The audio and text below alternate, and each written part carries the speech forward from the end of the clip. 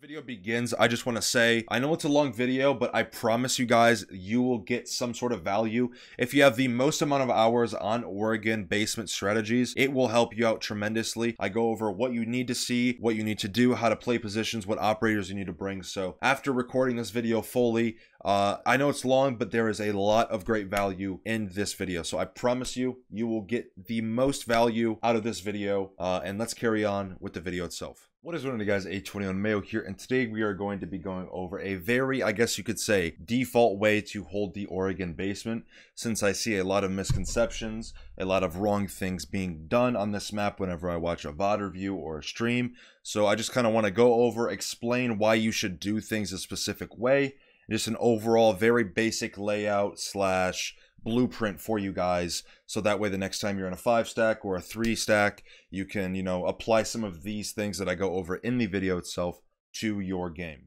Okay, so the very first thing that I want to go over is the elbow wall, and I'm sure you guys have seen this wall open, rotate, everything, time and time again on this map between a stream or even playing the map yourself.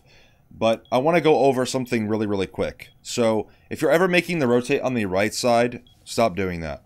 The reason you should not do this is because if I put the rotate here, right, and then there's usually going to be a rotate here of some sort, correct? That's usually a pretty default thing to do on the old Oregon and even the new rework.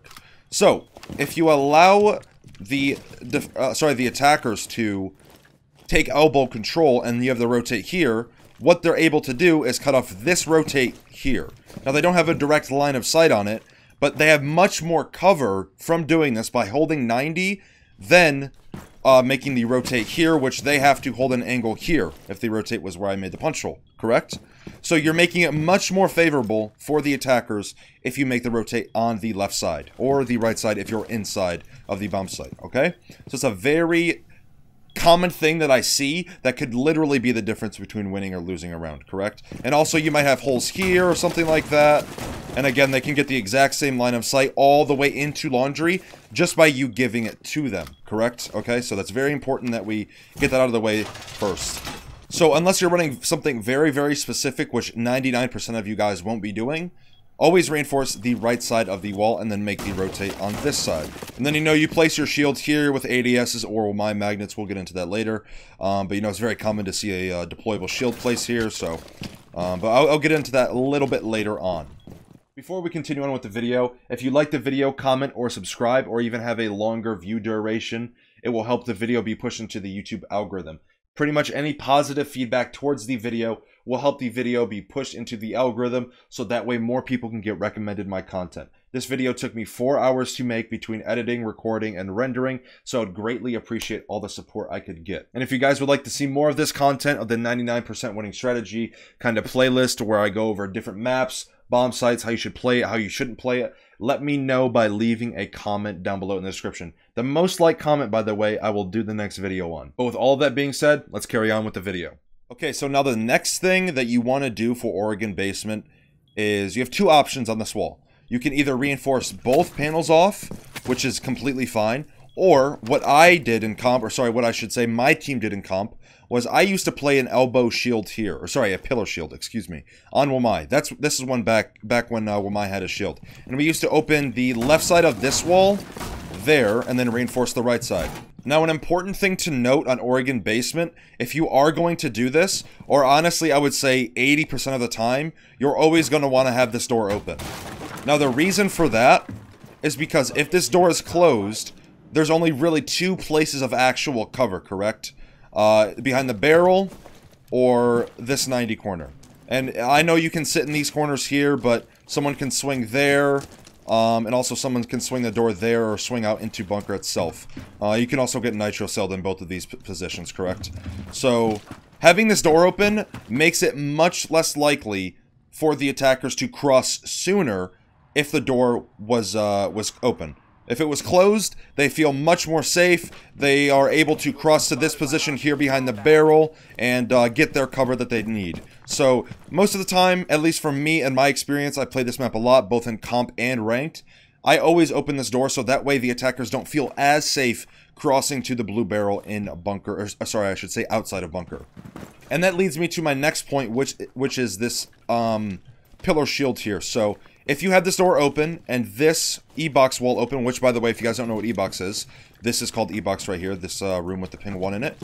But if I go back to the shield being placed, you are able to get information on the cross. So I can sit here, hold an angle there, and then peek off of information if I need to. But it just makes the attackers feel much less safe, and which will in turn burn a little bit more time during a round. So it's very, very important that you guys pick up on this little piece of information here. But yes, you can play the pillar shield here. Actually, if you play this angle right here, as you can see a little bit of the white wall left. And if you just stand up, that looks, or that, sorry, those bullets land right where the blue barrel head glitch would be. So again, you can line up the little white portion of the E-box wall somewhere around there, and then as you can see, usually where someone will be playing behind the blue barrels. So it's a very good position to play. For example, if you're playing Maya and a shield here, or a Jaeger, you can kind of stand up, maybe get a pre-fire headshot. So a very favorable position for you. Or you could just reinforce the wall off. Both are completely fine. I would say if a team is a little bit more coordinated, I would definitely try to keep this wall open, so that way you pressure a lot more of map control. And then usually whenever you have a Jaeger or Maestro, put a piece of barb on T1 stairs. Now it's important that you don't put it here on the bottom, because you want to be notified whenever someone is holding this angle correct, right? So putting it up here, no matter if they destroy the barbed wire or not, you are still being notified that there is an enemy coming T1 stairs, and you can probably guess that they are going to hold some sort of angle onto pillar or wide swing. So it's important that the barb at least notifies the pillar player or the person playing around T1's bottom T1 stairs that there will be someone on their T1, so that way they don't, you know, try to peek the door and then they get killed from the guy holding the angle at the top of the staircase. So always make sure that you put your barb at around this area. I could even agree with putting it there, but it has to be placed a little bit more cautiously. But yeah, always put the barb at the very top if you can. Now, another thing you can do in E-box is open this wall right here. Very similar to Canal Basement, you can hold the main stairs walk down on Canal by opening one of the kayaks walls in the top. You can do the same thing on E-box. So this might lead to a, you know, catching an enemy off guard, trying to sit in the corner over there or something along those lines. But opening this wall is also an option. I would say reinforce this as well, unless you want to get an angle from the little, I'm sure we have all seen or at least died from that angle there, but you can very easily get on the bomb chassis as I fat finger my cam button, and you know, that's a very favorable angle for you, because you're only showing a very, very small portion of your head. But you can hold the cross here from boiler door, which by the way, if you guys don't know what this door is called, it's called boiler. I personally call it pipes, but you can call it either or, adopt whichever call out you choose. But, you know, you can do a lot of different variations to this map just with E-box alone. And they can all have a different impact in how a round is played and how a map is being held. Alright, moving a little bit further on from the E-box direction is the solo wall. Again, a call out that you can adopt if you want. This is called the solo wall, or mirror wall, whatever you want to call it. But 90% of the time, I have seen this wall reinforced. I played with the wall reinforced and not reinforced.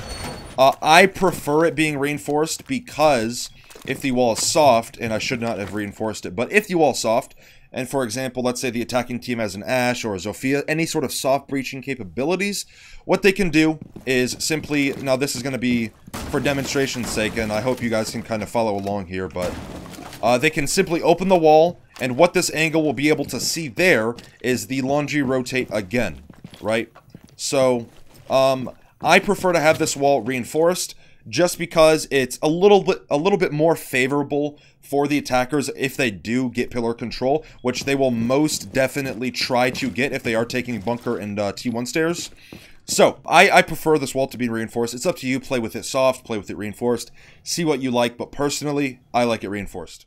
Okay, now the next thing I want to go over is the freezer hold, and similar to the elbow wall, I see a lot of misplays and, you know, playing this situation wrong in a lot of aspects of the game, especially in lower ranks or just people who don't really have much experience on the map. So 9 times out of 10, especially in higher ELO lobbies or even Pro League, etc., you'll always see this side of the wall reinforced and then some sort of shotgun hole or even a rotate sometimes being placed here. And then what I like to do personally is I make it a very clear point in my videos, whether it's VOD review, tip video, that you need to maximize one piece of utility in as many situations as it can be used in, correct? So one piece of utility, how many times and how many different ways can that one piece of utility benefit you and your team during a round? It's very important in this game to be as utility efficient as you can be. It will lead you to winning more rounds, and it just overall helps the team a lot more. So,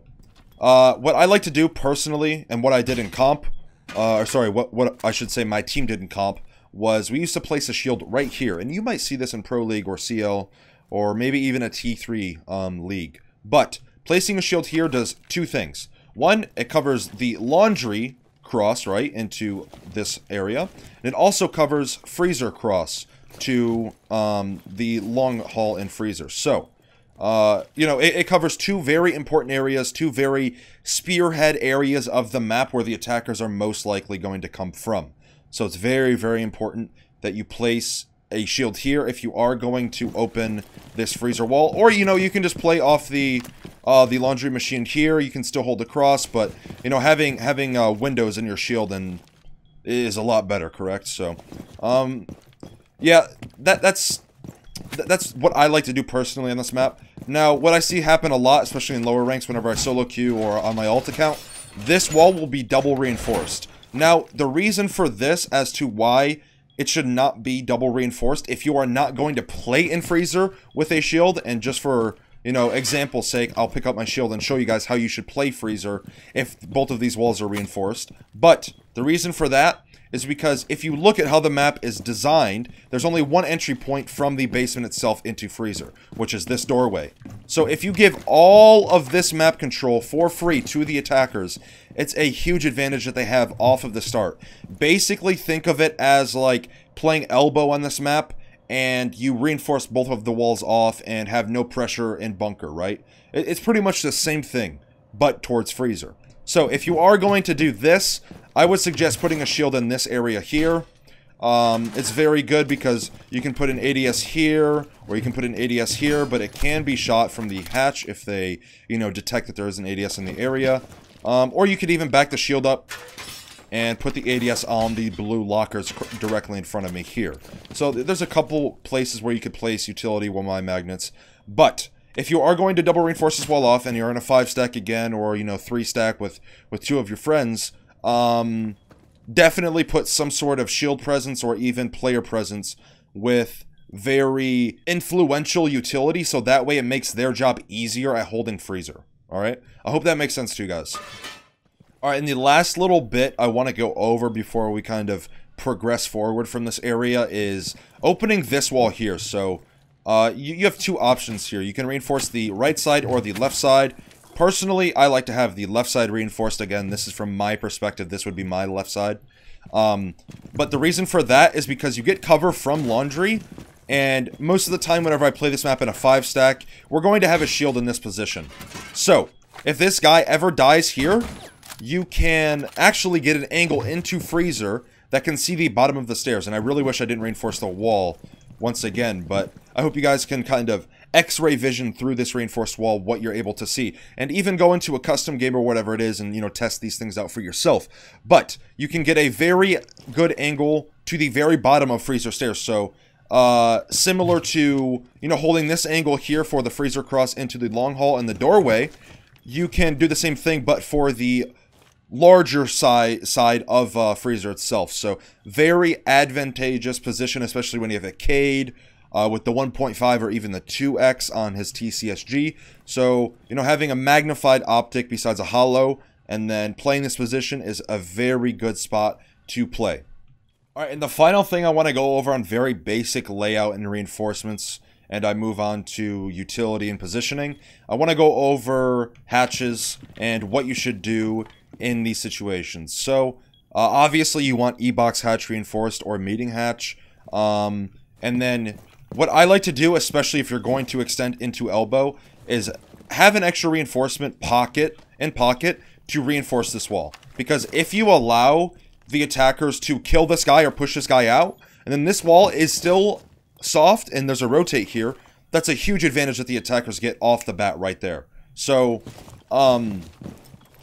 always try to save at least one reinforcement for this wall, so that way whenever this guy dies or a shield gets broken or whatever, you have that safety net to reinforce the wall off.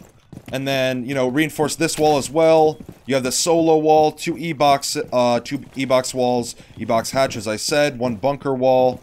And then usually, again, for the example, I reinforce this wall, but have this one reinforced and then this wall soft. And then reinforce that hatch as well.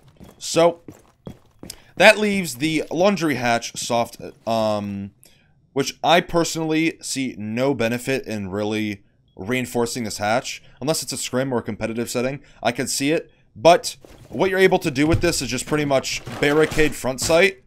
You can barricade front sight and you have a notification of the enemy being there. You can even break the barricade like that. The attackers really get no benefit from that bottom right of the barricade being broken. Maybe kill someone in this area, but at least the audio propagation will propagate a little bit better when the barricade is broken. But a barricade is a very good piece of intel that you can have to your advantage. So personally, I like to leave the laundry hatch soft. Alright, now the next thing I want to go over is Jaeger positioning and utility placement. I didn't really touch on it with Smoke, but with Smoke on this map, you're kind of wanting to play him in a middleman position, and if you guys don't know what I mean by that, you're pretty much trying to fill positions with the physical operator himself, Smoke, or with his utility, because his utility is very impactful during a round. Smoke canisters are one of the best pieces of defensive utility in the game. But, Jaeger, positioning. So, most of the time, you're going to want to put 1, 2, maybe even 3 ADSs, especially when Womai is on the board.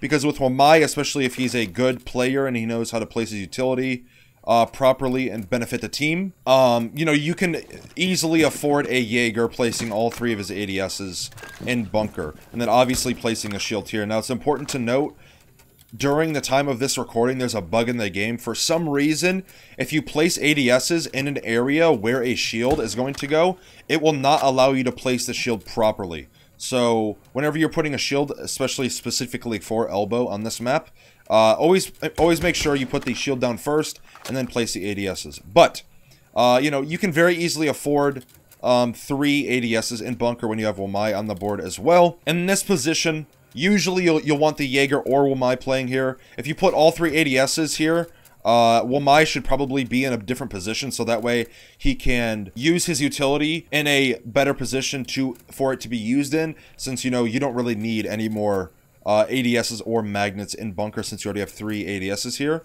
So putting Womai in a different position so that way he can throw magnets to cover other teammates in their positions is kind of the goal here. But Jaeger probably should be playing here, you know, pre-firing, things like that. And again, make sure that you open the bunker door. The amount of times I've sat here, if any of you watch my live stream, I'm pretty good at holding bunker. But the amount of times I'll sit here and just pre-fire this angle, scaring the attackers from trying to cross to the blue bunker, and then I'm sure we have at least seen it once or twice where someone tries to boost up on this angle, and if you guys don't know what I'm talking about, I will show you for a quick example. But you are able to get up on the generator and hold a very, very tight angle onto the position that I was just playing. As you can see, there are my bullet holes right there. But if you pre-fire this spot here, kind of make sure that they don't feel like crossing, 9 times out of 10 you'll have someone boost up there and insert one-tap clips of this position. Do you want me to reinforce this one? Are they in blue? Where's that sledge? Yana.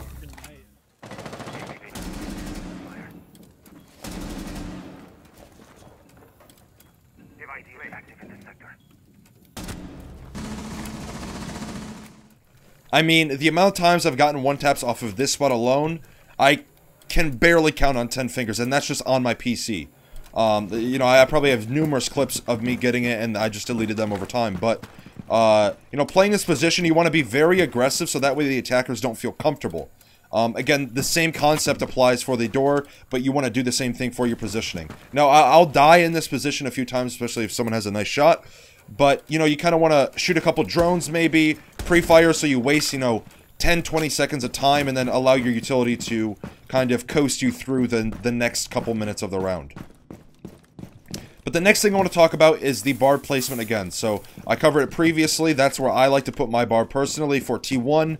And then put your other set of barb freezer stairs. Now the reason for this is because since I talked about us barricading laundry, there's really no reason for the attackers, or sorry, the defenders to put a piece of barb there, since one, you're going to be slowing down the attackers by them having to break or shoot the barricade open, and two, it also gives an audio cue. So a barricade is very similar to a piece of barbed wire. It doesn't physically slow the operator when they walk through it.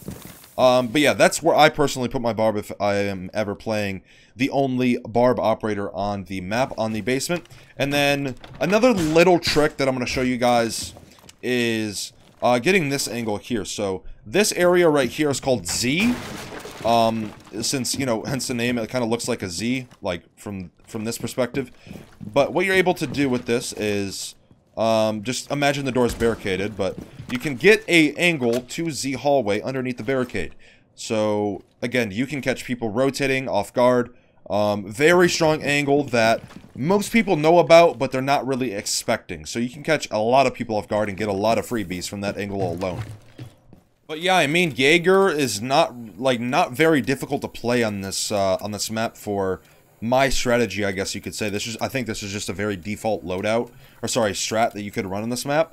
But you know, you pretty much play behind the shield bunker, maybe play pushed up a little bit, shoot some drones, shoot 3-4 drones, maybe try to deal some damage, maybe even get a pick.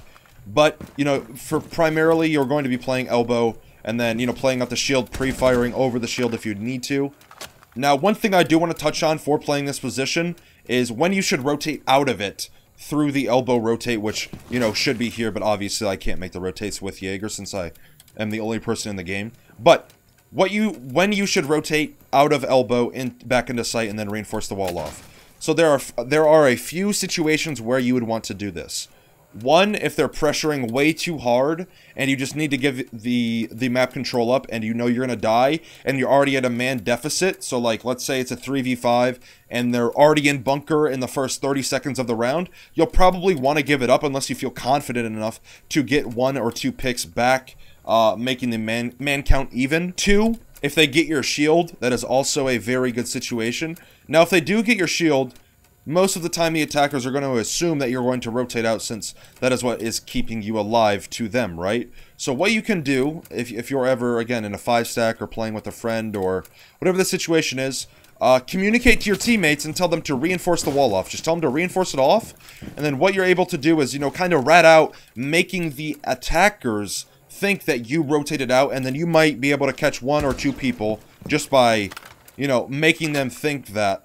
Because whenever the attackers hear this wall being reinforced, they want to sprint over here, because obviously someone's in the reinforcing animation, they can't shoot back, right? So most likely they'll want to sprint over here and pre-fire the person reinforcing. So you might be able to catch that guy off guard by outsmarting him and, you know, staying in bunker while your teammate reinforces the wall behind you. That's the second situation. And the third situation is when you get like 1 or 2 picks from this area by playing out the shield or even playing up close again. If you get like 1 or 2 picks, and there's like a minute to a minute 30 left in the round, you should probably leave this area, because it's Rainbow Six Siege. Anything can happen in this game. You could die, a teammate dies, and then, you know, now it's a 3v3 situation, and the elbow wall is still open, which is, again, a huge advantage to the attackers. So try your hardest to reinforce this wall if you are going to leave this position. But, you know, it's primarily dictated by time when you should leave this area and when you shouldn't. Because let's say if there's, you know, 2 minutes and 30 seconds in the round and they're not pressuring you at all and you still have all of your utility, obviously you should stay, correct? But if you get an early pick or 2 and then, you know, later on in the round it gets to a minute 45 seconds, definitely leave the area, so that way you're not really giving your life away for free, and that also makes the attacker's jobs much harder. Alright, next I want to talk about your wall denial operator. So this could be a bandit, Cade, or mute. Personally, I like Cade because he can get hatches, especially when a Maverick and a Thatcher is banned on this map. That is a huge advantage. by having Cade. If you are not running him when Mav and Thatcher is banned on this map, you seriously need to start running him. But the reason for Cade is, again, he can get hatches. So usually what I like to do is, you know, the E-box hatch is going to be reinforced. You can get that hatch very easily by just tossing a Cade into the bomb site itself directly. So that way you don't have to throw it in E-box. You know, the attackers can take pillar control, walk in, shoot it, whatever corner it's in. They actually have to walk into the bomb site in order to remove it. And also, what you're able to do with this is, let's say the E-box wall is reinforced, these two walls, and, you know, they have bunker control. You reinforce the wall off, and they're not exactly pressuring E-box yet. What you're able to do is give them E-box control, because by the time they have bunker control, they're going to be out pillar. So having the Cade on E-box hatch electrifying it really isn't going to do any good, since that, you know, they've already gotten this access from bunker into pillar. So what you're able to do is take that one off the wall and then throw it on this wall. Again, under the circumstance that if Mav and Thatcher are banned, this is a huge advantage, because now they have to get rid of it. Obviously, don't put it in the position that I put it in. Put it down here, so that way, because if it's up there, they can come up to the door and, you know, obviously shoot it there, right? So make sure that you don't do what I just did. But again, having elbow control as an attacker is a necessity. It's super important. Because what this allows the attackers to do, if this wall is open, it allows them to play this position and cut off, it pretty much cut the map in half. I make it a huge point in all of my videos, tip video, VOD review, whatever, that you need to cut the map in half as an attacker. Sectioning off the map and making sure what you have and what the defenders have is a huge thing that nobody really, or I shouldn't say nobody, a lot of people don't do in this map. They don't look at the map as sectioning off a pie. If you hold this angle here, you cut off the basement in half. 50-50. If you clear all of this area over here from this line, all the way to freezer door to the right, you have all of that map control, you can practically plant. If you have this guy here, everything from the right of the freezer door is clear, you can plant. Now, again, I'm sure you guys have seen it and, you know, or at least heard of it, but, you know, you can nitro very easily to E-box. This happens a lot of the time, so you need to be careful of that. Or, you know, you can nitro the planter in this position, which I suck with nitros. But, very important that you pay attention to sectioning the map off. So, you know, having this advantage as an attacker is a pretty much necessity. I would strongly agree that it is a necessity. So, you know, placing your Cades here, again, as I was saying, Mav, Thatcher ban, this wall being denied by any sort of hard breaching utility is super influential for power positions that you need to play once they get elbow and bunker control. So, that's what I like to do, is, you know, reinforce the E-box hatch off. Once they kind of are pushing into bunker, and we reinforce elbow off, I will throw my Cade over there and make sure I deny that position. And then obviously you can also get the E-box hatch. Sorry, I should say the server hatch, the freezer hatch. Now this is also a very good position to put it in. It kind of covers the Cade claw a little bit instead of, you know, putting it in the middle of the hatch or something. You can do that. I'm actually curious. Can you throw the Cade there? You cannot. Okay, so, you know, putting it in a position like this where it makes it a little bit less detectable is a nice little trick that you guys can do. And obviously, you can grab it if you ever need to rotate that utility somewhere. But, you know, just a little tip for you guys. That's what I personally do as Cade wall denial operator, is I try to rotate my utility once we start taking away map control that we once had. And, you know, we start bunkering down a little bit more during the round, so that way we can hopefully set up for the plant that the attackers will eventually have to go for. So, Cade, I prefer him on this map, but obviously you can substitute him with a mute or a bandit. Personal preference, really. All three of those operators have a nitro cell, so you can deny this area here for the default plant, whatever it is. But, Cade, my personal opinion, I think he's the best. Alright, and the fourth operator I want to talk about is Maestro, or an Intel operator. Again, you can substitute Maestro with Valkyrie or Echo, but what Maestro has versus both of those operators is, one, a bulletproof piece of utility, which is his Evil Eye, a piece of utility that can see through smokes, and 3, he can zap utility drones, whatever it is. So, Maestro, very strong piece of utility, and gun, don't forget, on the Oregon basement.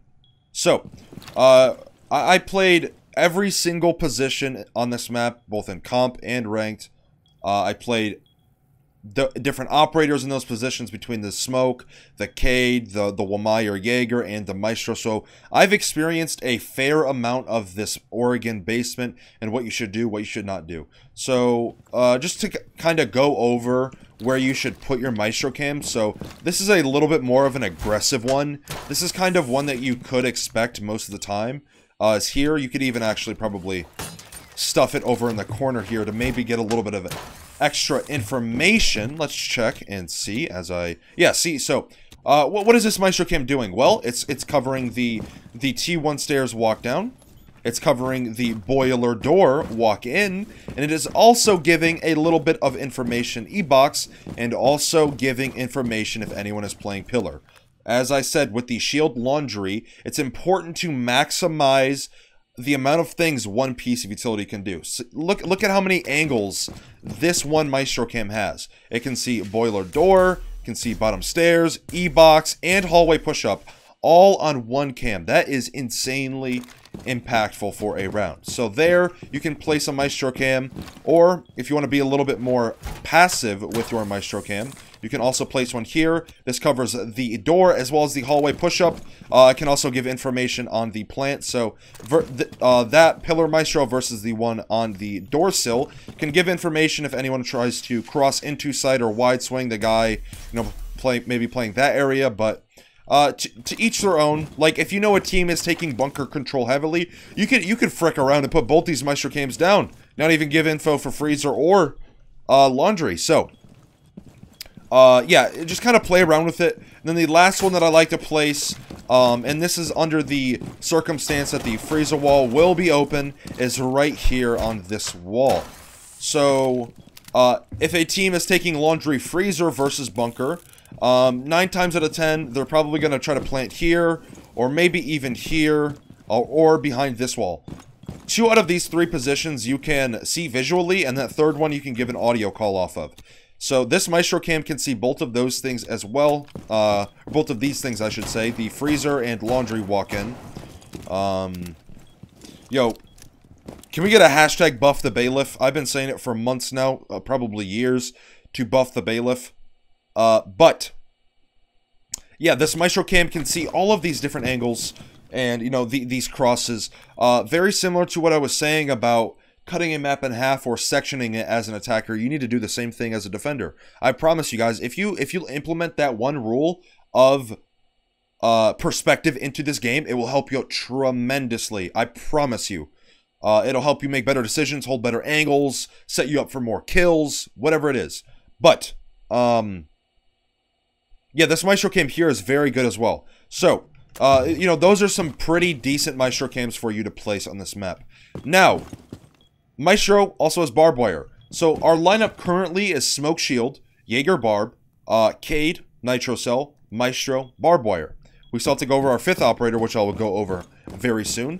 But we have the Jaeger barbed wire, right? So we already have the barb on the T1 staircase, and then we have the barb on the freezer staircase. So what you can do here is place a piece of barb in this doorway.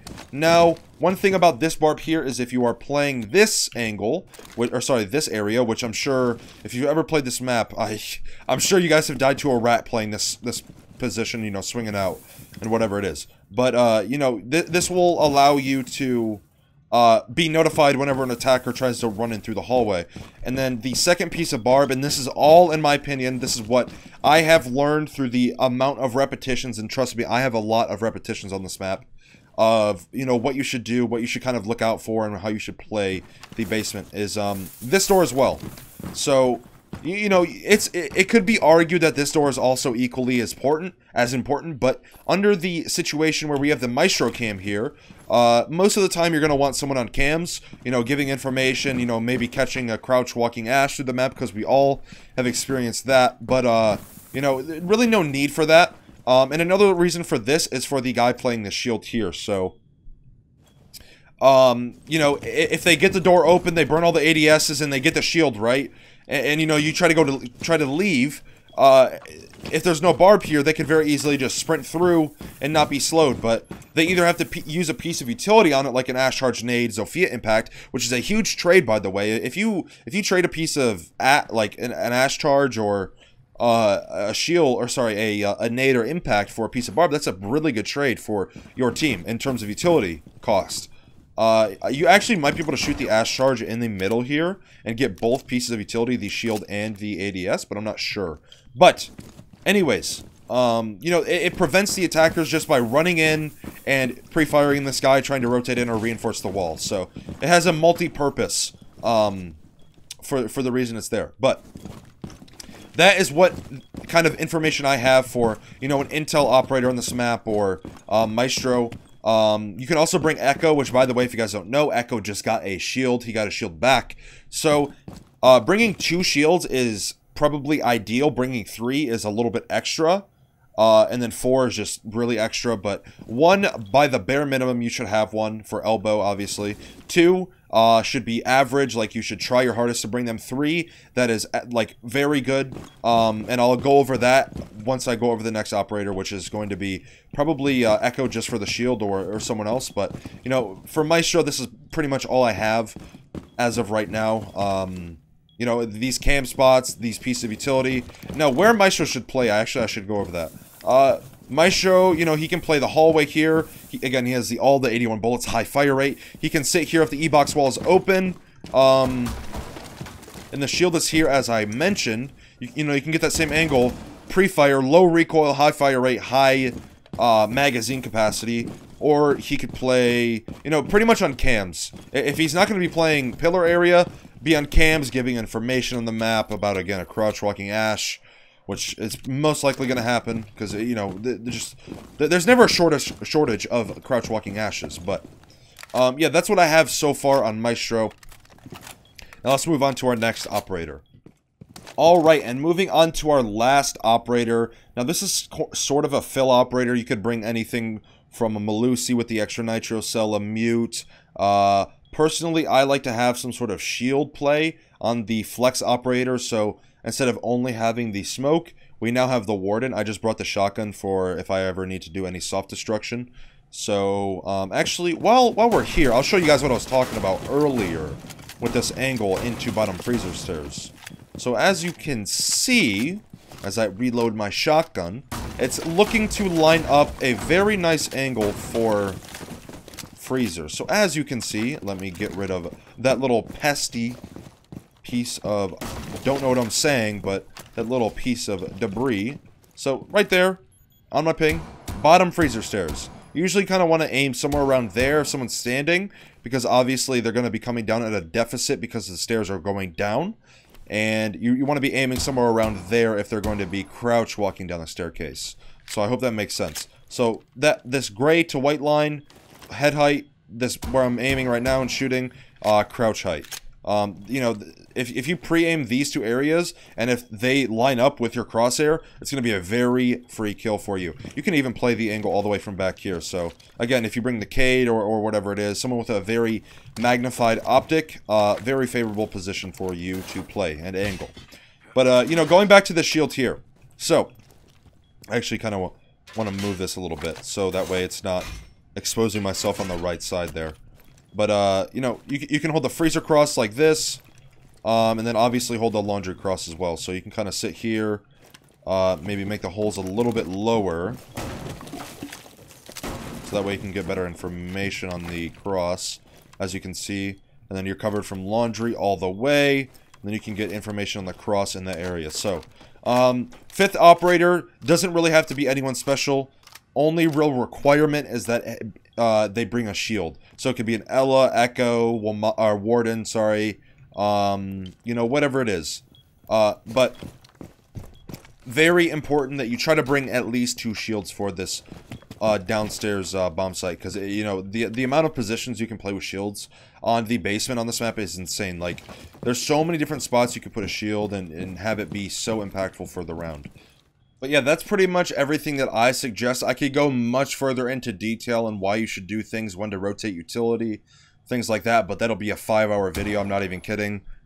So, you know, that's the very basics of how to play Oregon Basement. If you guys have any questions, feel free to leave me a comment in the comment section below. Alright, and that is going to wrap up today's video. If you guys enjoyed, make sure you guys like the video and subscribe to the channel. I post content like this all of the time.